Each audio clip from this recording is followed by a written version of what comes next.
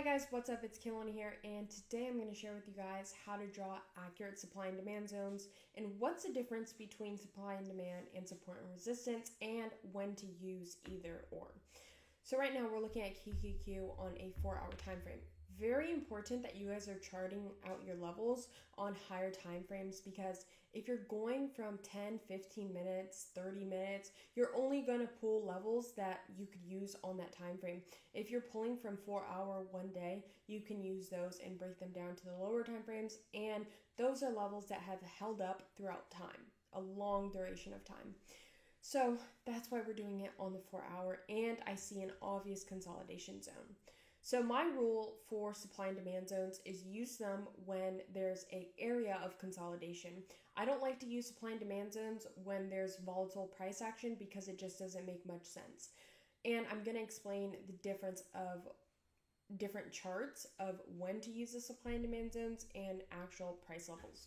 So if we're looking, let me identify it for you guys, and then I'll show you a chart to compare of just straight levels. So if we're looking at QQQ, we're looking at a 1 month, actually like a month and a half of price action right here. I'm going to start by drawing the demand zone. Demand zone is your support, and it's basically an area or range where buyers are willing to step in. And then supply zone, you think of surplus, but there's not actually a surplus because there's not more being added to the flow. It's just sellers are willing to step in at that price point. So if I'm looking at QQQ, I see a clear support or demand zone right there. And I'm going to change this to green because buyer's green. And there's a clear supply zone right here, which I'm going to make in red. So we have buyers willing to step in around this range and sellers willing to step in around this range. This is why I like to use supply and demand zones for a consolidation. It's just a lot cleaner versus if I'm looking at SPY.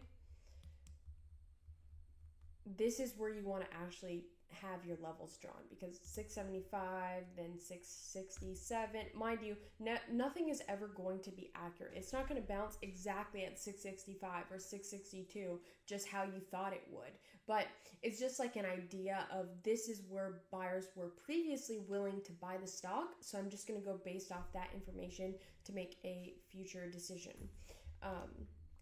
Or they're not going to come in exactly at 653. It might take 651, 650 for them to step in, and then you'll see something.